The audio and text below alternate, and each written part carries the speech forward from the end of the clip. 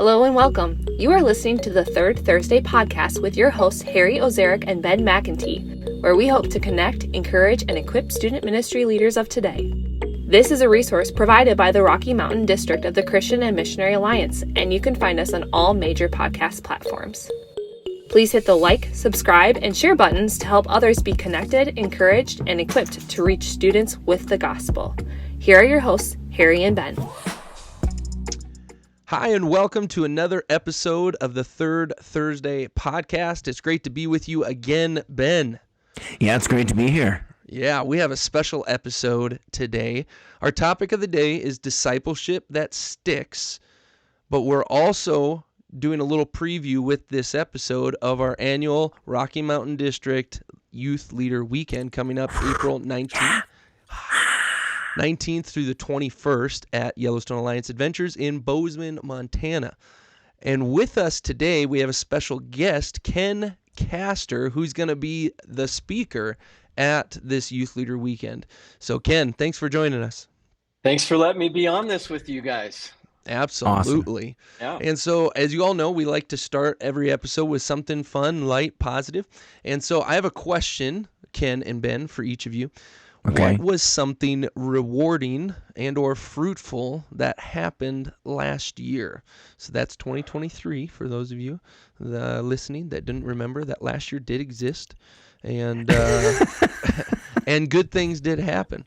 And so curious from you guys, what was something, it doesn't have to be big, it can be small, whatever. What was something that was fun for you? You want me to go first, or you want our guest to go first? Listen. We're all in this together. We're all in this. Look at this. Man, I haven't thought about this, Harry. I think, I turned 51 in 2023, and I don't know if I'm happy about that or not, because I'm into my decade of my 50s. Yeah. So it hit me this last year. That's partially exciting and partially overwhelming. So I'm not quite sure how to answer that. I'm overwhelmed by your question, actually. Yeah. Thanks for depressing me. Yeah, you're welcome. You've tipped over the precipice of 50, and now there's no sitting on top. There's anymore. No going back. No. You're listen, when you're in 50, you haven't even hit your prime yet. That's what I would say. You have not hit your prime. I mean, physical prime, let's be real. That is slowly. I'm 44, so I know. But everything else, the total life prime, you haven't hit it. Then after puberty is over, your brain cells start dying, and that was a long time ago. Scientific. Yeah, I just I'm in reverse puberty now. Right. Well, I gotta be honest. Okay, something that I think you should think is rewarding and fruitful is your salt and pepper beard. I'm incredibly jealous of that. The beard game has improved for me. That is for sure. Yeah, absolutely. I have a few gray hairs already, and I'm pretty excited about that. Yeah. Harry yesterday in our meeting said, "Hey, I love your salt and pepper beard, but it's not salt and pepper. This is got salt. You got more salt. Salt. There's a little pepper here, but this is all salt. You got a little more salt than pepper. I'll give you that. There's a little pepper in there, though. I see some pepper. Maybe some bleach. Yeah. I'm working on it. So that's good for me. Go ahead, Ben. Did you have one? You go. I appreciate it. For me, our second kid went to school this year, started school. Oh, man. And is loving it, kicking butt, doing really well. Nice. He's super sad right now. One of his best friends, Nevaeh, is moving away. And so today when I pick him up from school, we'll probably have a little hug. You'll be all right, though. But he's experiencing life, and so I find that pretty rewarding as they're venturing outside of the house and learning how to make friends and learning, growing, and experiencing some loss already and working through that. So it's been pretty fun, rewarding for me to see number 2 out of the 5 jump into the school atmosphere. And my wife's also finding it rewarding having less kids at home during the day. Absolutely. As she has a full-time job, stay-at-home mom, and works from home. So. That's good. Well, for me, I have 3 daughters. My youngest, Lavender, she's 9. She asked for some French books. This just popped in my mind. She asked to learn French for Christmas. No way. No way. It's ridiculous. And we thought that was so strange. And then shortly thereafter, she wakes me up one morning. She comes in and she goes, Dad, I know what I want to be when I grow up. I go, what? She goes, I want to be a missionary. And I was and then I thought, oh, the French thing was just somehow potentially clicking. And I go, well, why do you want to do that? She goes, because I just want to tell other people about Jesus. And I thought it was the coolest thing. Again, Yes. I don't know where that's going or anything, but I just thought, wow, now I, as a dad, I have some sort of responsibility. Of course, she could change that in a month, but you gotta learn French, okay. man. Yeah, I go, hey, you're learning French. You're gonna have to learn that probably. this will be positive. Have another language. So anyway, just seeing rewarding and fruitful thing is just seeing, as you, Harry, had mentioned, just seeing children grow up. Yeah, that's a beautiful thing, and just praying that they stay connected to the Lord. Obviously, Amen. That's huge. So that's a rewarding, fruitful thing. For the year for me. We've got our mini youth groups rocking and rolling. That's right. Absolutely. Yeah. How cool is that? I appreciate you sharing that too. Yeah. Mm-hmm. Yeah, that's got a little warm feeling in your stomach. I got a little warm feeling in my heart. I did, and again, just how do you respond to that? I told my wife Danielle, and she's like, "Well, that makes me nervous because, of course, as a mom, she's thinking about her child, if ever that were to happen." And I go, "No, we would have to foster that." So and the Lord would take care of that, take care of our child if that were ever the reality. But cool. Well, cool and Ken, as we want to get to know you, you have 3 kids, correct? I do. Older than your children. Yes. Yeah, you're in a different stage. That's right. Yeah. Thanks for reminding me. Hey, just to be clear, you are 51, which means you are in your 52nd year. You've already surpassed 51. Yes, I am. Yes. We love you, Ken. Many steps. We're really glad that you're here. Please don't leave. Yeah, I have three kids. Kathy and I have been married 29 years, and this year, 2024, will be our 30th anniversary. We're really excited about that. We have a 25-year-old who is a youth pastor in the Christian Missionary Alliance, Cottage Grove at Hope Community Church, and working with Mark and Lindsay Wiggins. Great. And so Zach is just cutting his teeth and really getting going, serving the Lord in that way. We've got a 21-year-old, Ben. He is with us at home still, but he's driving trucks for FedEx and just working hard. And we love that. And then we've got an 18-year-old daughter who's a senior in high school. Her name's Eliana. So she graduates this year. The neat thing about our kids, little trivia, is that none of our kids were born in the U.S. So a couple of them were born in Canada and one of them born in South Africa. So kind of a neat little tidbit of information. That's awesome. By the way, I just looked it up. Your 30-year anniversary is the Pearl anniversary. Oh. Yeah. Oh, that sounds expensive. just add that one more thing. So, hey, listen, not only have you surpassed 50, but also it's Pearl. It's Pearl anniversary. Sorry, those years when you're trying to launch your kids and get them through college and all the expenses of cars and phones. And I hear you can fish for them, though, right? Yeah. Do you know how to fish for those clams and be able to get the pearls out? Yeah, that sounds easy. Yeah. My last anniversary was inflatable paddleboard year. That was that. That's what I was going for.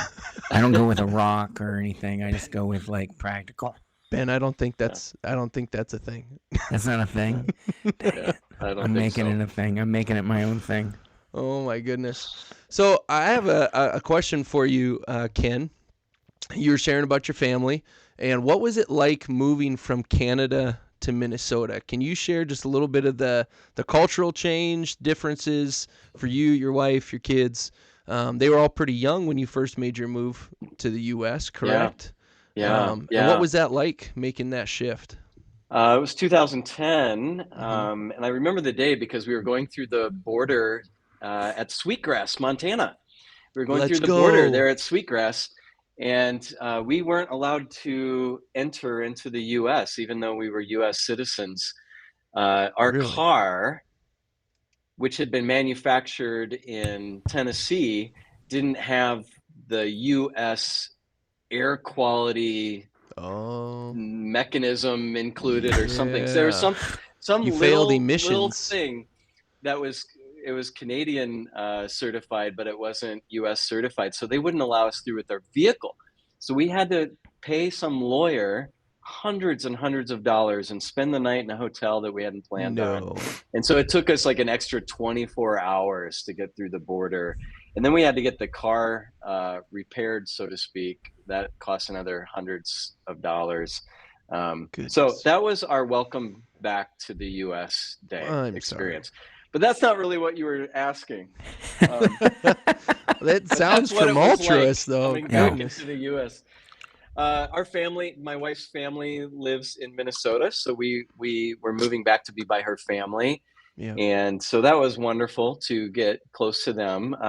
We are very close to them. We're within like a mile of all of them. So it was wonderful moving there. And now we've spent 13 years a mile away from our whole family. Yeah. Which is great. It comes with its unique challenges, of course, right? No, I'm teasing. And exciting things. It's been wonderful to be by them. Absolutely. I realized being in Canada for about 14 years, roughly, we had missed a lot of American pop culture. So in some ways that was the biggest culture shock, was coming back and realizing there were all these songs, all these TV shows that I hadn't realized we hadn't been a part of.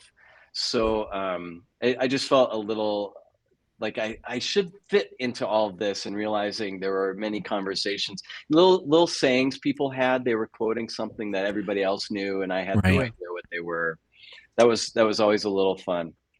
That's awesome. Yeah. Do you have a NHL team that you enjoy? Yeah, we were in Vancouver and in Calgary. So but we were in Vancouver first, so the Canucks became my go-to team. For the NHL. Yeah. And Flames were always really fun to support, but the Canucks were a blast at the time that we were there. Yeah. That's like the obligatory like Canadian question. I just asked it. What's your favorite hockey team? Do you like hockey? Yeah. Sorry. Did you live in an igloo? Yeah, right. There's some ignorant questions that can come out. Do they keep their doors unlocked where you live? Do all the police ride horses? I prefer it, in fact. That's awesome. Yeah. So were the Grizzlies there in Vancouver when you were in Vancouver? They were, yeah. Yeah, the basketball team, NBA. Yeah, they were still there. I went to lots of games because the tickets were like $3. No way. Sure. Seriously? Yeah.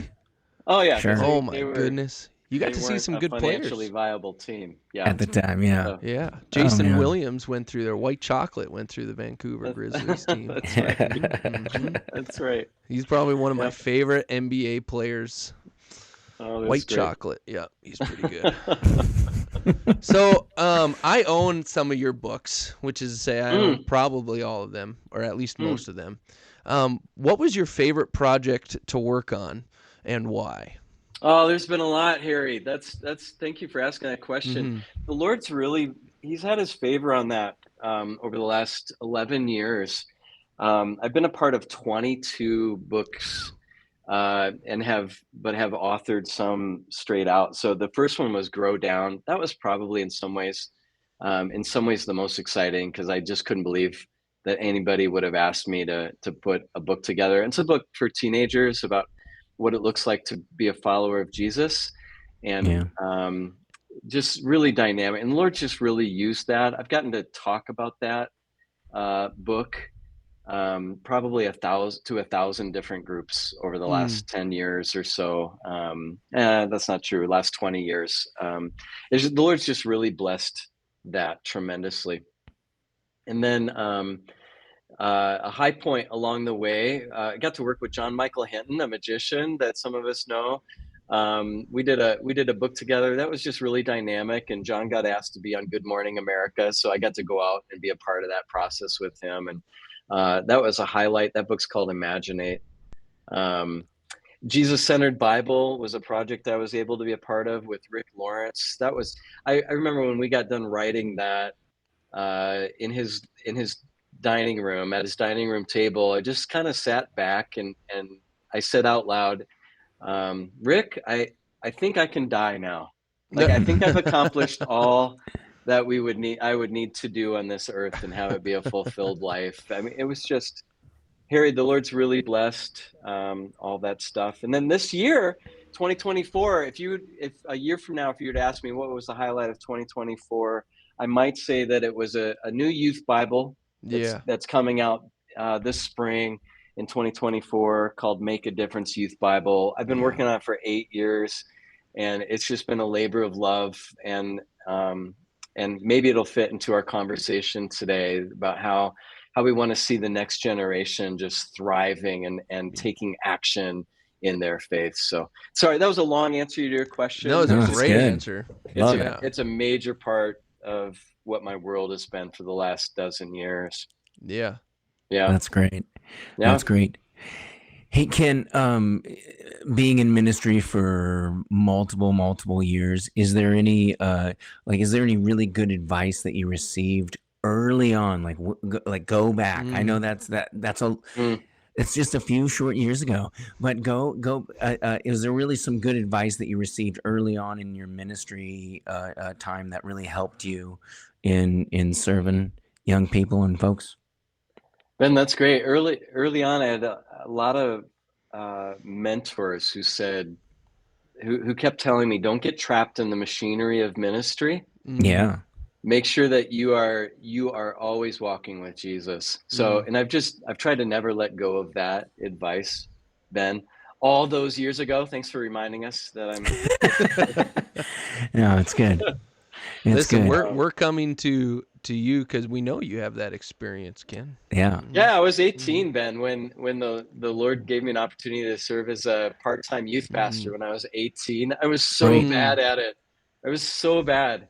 I made so many mistakes, but I love Jesus, and I was a person of some character in my heart, and I love Jesus. And so the Lord can do just about anything he wants to do with somebody who loves him and has a good heart. Right.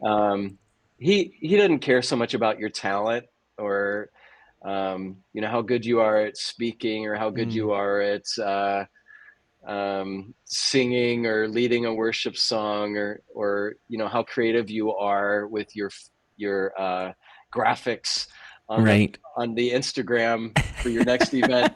The Lord's not so concerned about that stuff. He wants to know if you love him and if you're gonna follow him with your heart. And at 18, like, that was me. Like, there was something just somewhat pure and raw. I wasn't a good pastor at the time. So here's the great combination, Ben, that I learned is that you stay desiring after Jesus and following him and keep your heart pure in that.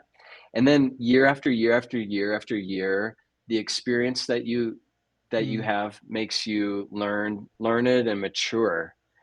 And I have a good friend named Jenny Olson, who's she's a longtime youth ministry veteran. Yeah. And Jenny said to me someday, if you stick around long enough, you become an expert. That's good. I love it. Yeah. And a lot of people in youth ministry don't stick around long enough. So they jet out for whatever reason. Some of it because the Lord's called them to something else, and some because they burn out. Yeah. And there's something about keeping your heart steady and pursuing of Jesus that keeps you fresh and keeps you going along the way, because it's not always easy. That's for sure.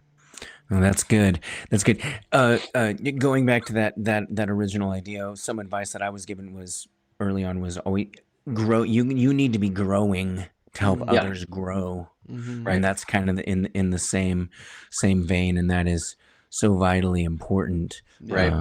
Not to get caught up in that machine, as you had said, which is good word. to describe that. Absolutely. Yeah. I love it. I love it. Hey, was there any advice, did you get any, and I don't want to just dwell on negative things, but any bad advice you ever received early on or in ministry, or is any that you go wow, that was not good advice? That's a great question. Yeah. Just give them a bunch of sugar.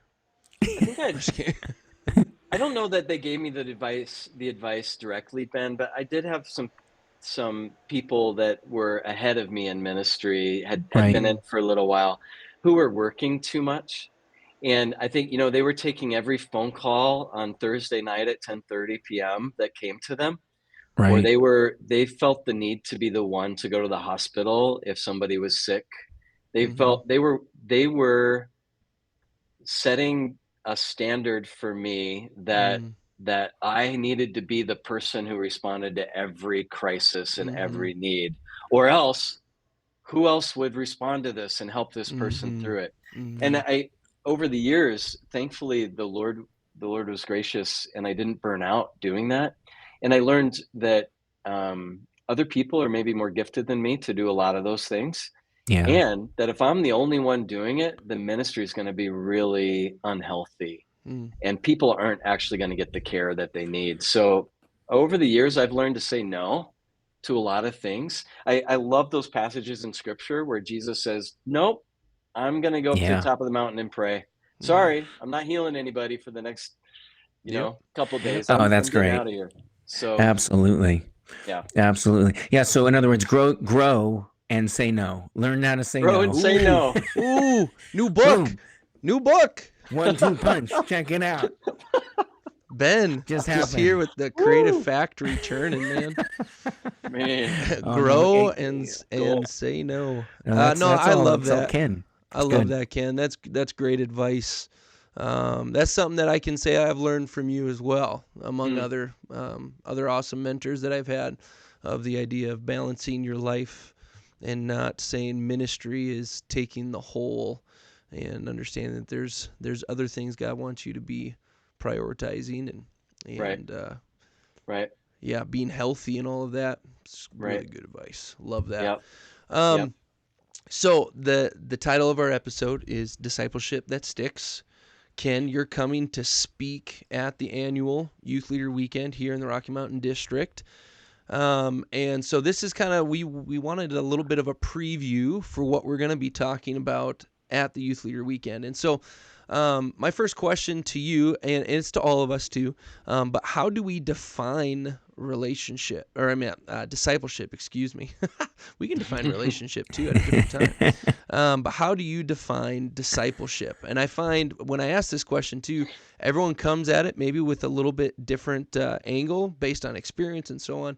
And so I was really interested to hear from you. How do you define discipleship?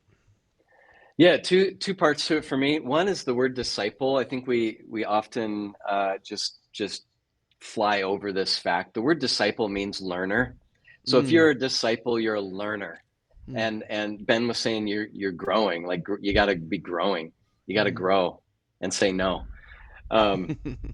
So a disciple means learner. So if you're a disciple of Jesus, you're a learner of Jesus. And that doesn't mean just informational. Like if the biblical idea of learning and knowing is this more intimate relational reality. So if you're a learner of Jesus, you're going to be seeking after him. You're going to be learning what he cares about, what's important to him. You're going to try to mimic what he does. You're going to try to be close to him. You're going to try to spend time with him. You're going to learn the dates that are important to him, so to speak. If I'm learning my wife, right? Yeah. I'm going to treasure what she treasures. I'm going to enjoy what she enjoys. I'm going to be with her in times of silence and in times of conversation. Yeah. I'm going to notice what she notices, and my heart's going to break for what her heart's breaking for. That's what it means to learn somebody, right? So if I'm going to be learning Jesus, that's what I need to do. That's a disciple. But most of the time when I answer that question, I actually draw a picture, and it's from that Grow Down book. That's where this comes from, that we're not to be adding other things to our life. and be adult. So that the word adult means to add another.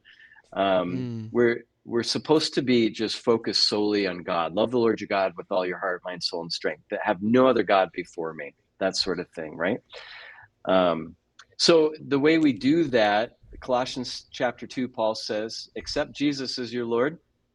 And then it's like, how do we, and then continue to live in obedience to him? How do we do that, Paul? He says, let your roots grow down into him and draw up, be built in him, draw up nourishment from him, be built in him, strong in the truth that you've been taught, and let your lives overflow with thanksgiving for all he's done. This image of a tree is throughout scripture of what it looks like to be a follower of God. Psalm 1, Ephesians 3, there's trees in the garden in Genesis. There's a tree in the new heaven and earth in Revelation. It's just this imagery. The people of Israel are like a tree that's planted and transplanted, and it's a place where others outside of the nation of Israel can come and find refuge and rest and build a nest in its branches, right? So it's just this imagery throughout scripture of what it looks like to be a follower of God. So we're rooted in Christ. We stand in the truth and stand in this world and are buffeted by the winds, but we stand in the winds of culture and the winds of life, with all the woundedness that creates. But we still are the people that can overflow with life and abundance and thanksgiving and fruitfulness. Think fruit of the Spirit growing in us, for others to be nourished by, that sort of imagery. So there's something, I don't like the formulaic Western idea that, hey, this is the definition of discipleship, and it'd be like one sentence solving that question. Because the Bible actually paints a picture and a process more than a product for us. So it's not a step 1, step 2, step 3. It's good. And then we can just figure it out. If we can just get the 10-step process down, we can just start churning them out left and right. Like I've got 8 of the 10. Am I a disciple yet? Yeah, right. And then we just ignore the whole relationship aspect between each other and between us and Jesus, and growing in that and saying no. Yeah, it's good. Ben, did you have something? Good. Well, no, I just love the idea of thinking of discipleship not as just a sentence, but really as a picture. I like that because a picture has depth. There's so many different ways you can look at it. And the defining of discipleship is deep, and I love it. Just going back to the root of it, learner, and something that I would always tell any student is to be a lifelong learner, and that's what I want to be. And there is always more to learn, certainly when it comes to the Lord, and that's so important. So I love it's simple. It's a learner, but it also allows you to really go deep. So I think that's awesome. To be a learner, Ben, right? You have to be, and Ken, you have to be humble. Requiring you to say, I have something to learn. But it also requires you to be patient. When I hear you talk about learner, those two words come to mind really quick. If we're going to be truly a learner, we have to be humble, saying we have something to learn. I need to learn. I want to learn. But we also have to be patient, because learning doesn't happen instantaneously. It doesn't happen, oh, now I know it all. Here we go. That's probably pride talking, if that's where we go, right? And it's a patient process that it takes time.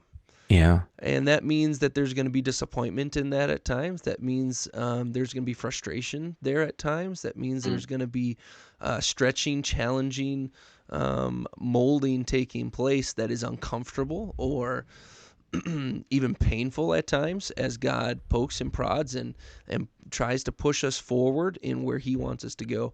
And as you talk about this picture, right, in this tree, I know in your illustration at different times, you brought up knots on the tree and how they turn. And as we spend time with Jesus, and as we learn, as we grow, as he impacts us, he begins to turn those into beauty marks rather than scars. Could you talk on that just a little bit, Ken? Because when we talk about learners, I think we talk about often just this growing and this super positive and neglect the reality that it's a tough process sometimes.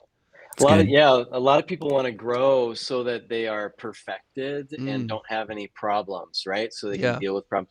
The reality is in life, we're going to be wounded throughout our entire life. We're going to have wins of that hit us unexpectedly, that are going to be difficult, sickness, death, things that we're struggling with, people that we're struggling with.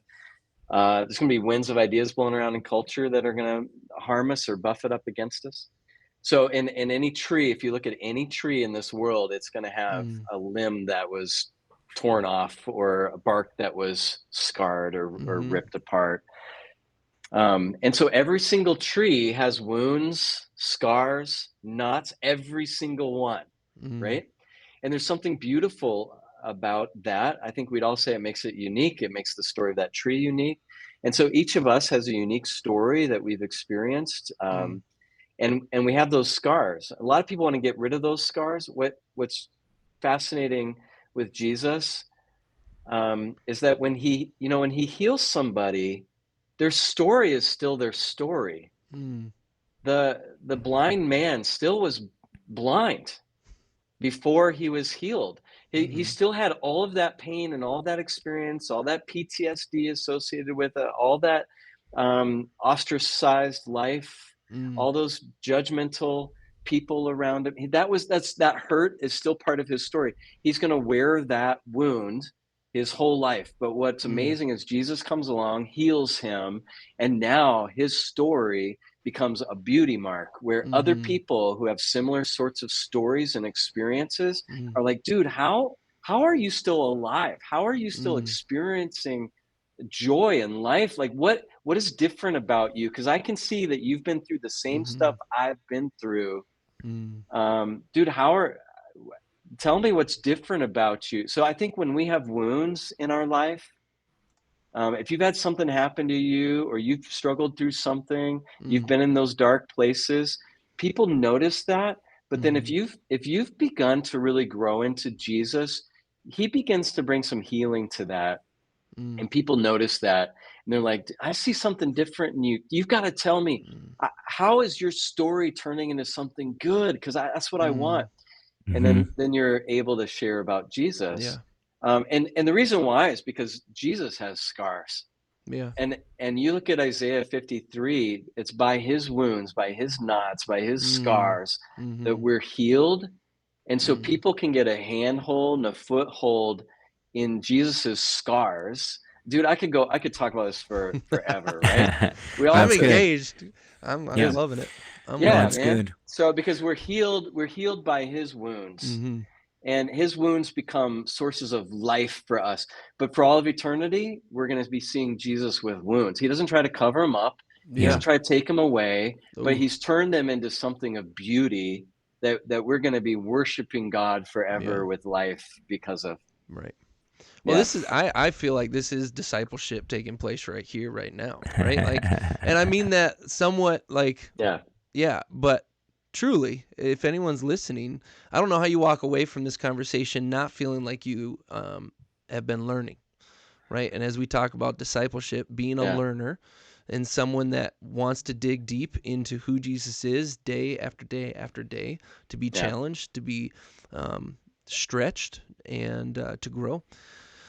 I appreciate that a whole ton, Ken. It's awesome. And I hope anyone that's listening understands discipleship that sticks does not take place in a step 10 process. 1 through 10, here we go. And once we get to step 4, you're going to do this. But instead, understand that it's living life seeking to learn from the one who created you. Is that a fair one-sentence summary? Yeah, I like that. I like that a lot. Not to reduce it too much, but no, I like that because that's ultimately, I think that's what makes the difference for young people, and that's how their discipleship. They learn to stick with discipleship because they learn a pattern. Discipleship isn't about becoming a perfect, fully mature follower of Jesus, right?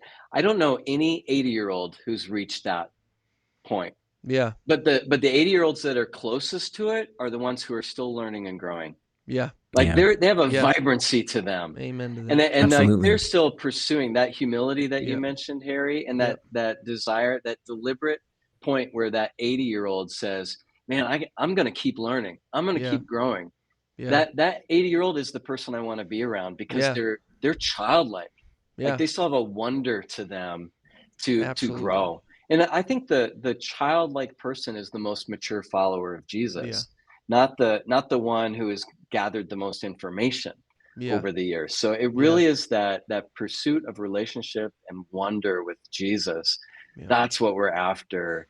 And so I think young people, I think that's like the what I hope that they'll learn is that kind of rhythm, like this lifetime rhythm of discovering Jesus and sticking with that. So it's not about behaviorism.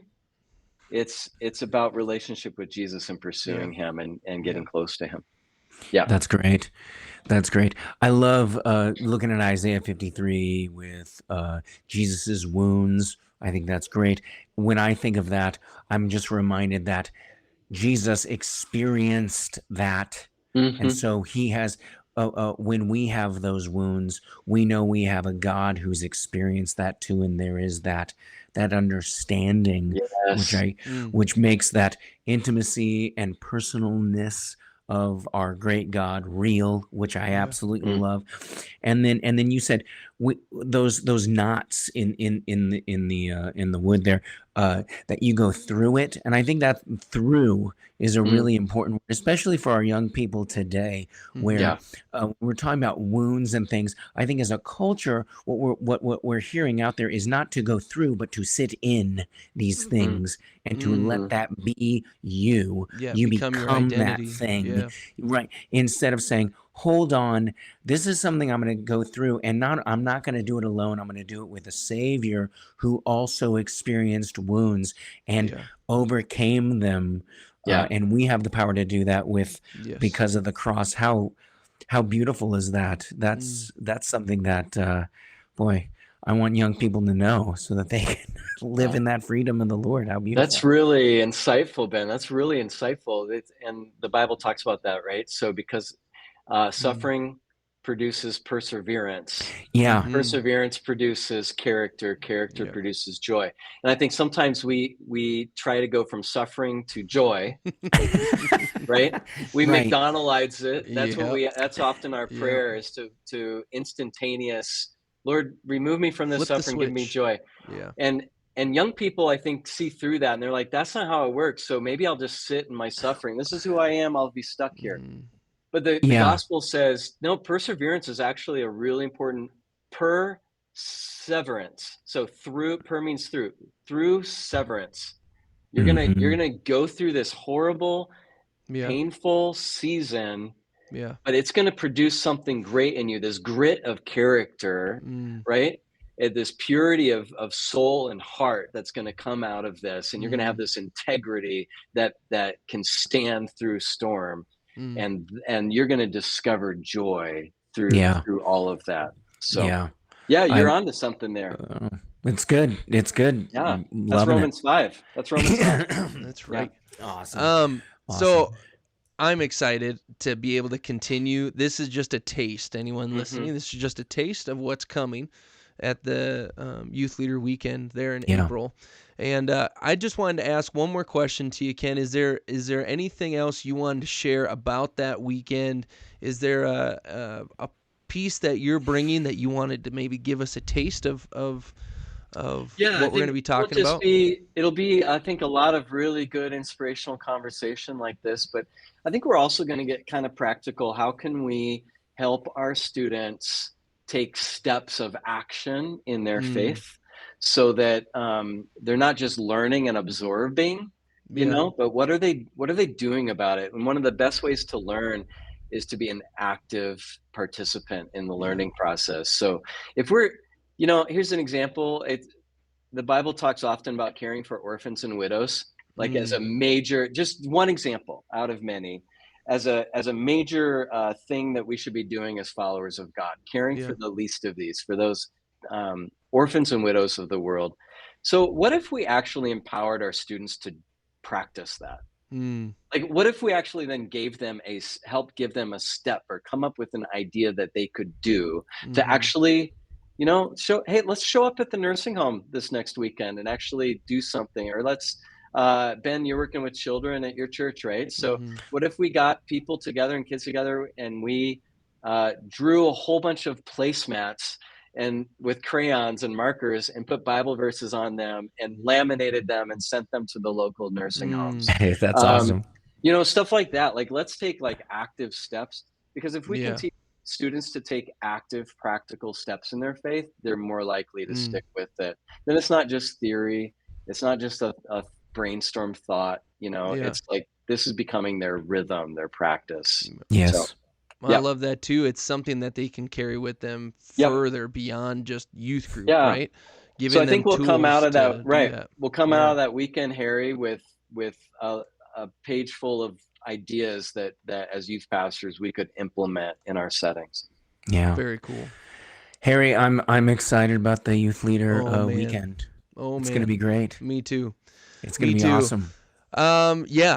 One more reminder, if we haven't said it enough, Youth Leader Weekend's coming up April 19th through the 21st at Yellowstone Alliance Adventures in Bozeman, Montana. If you want more information or to register, you can go to rmdcma.com/youth. And this is for all Rocky Mountain District youth workers.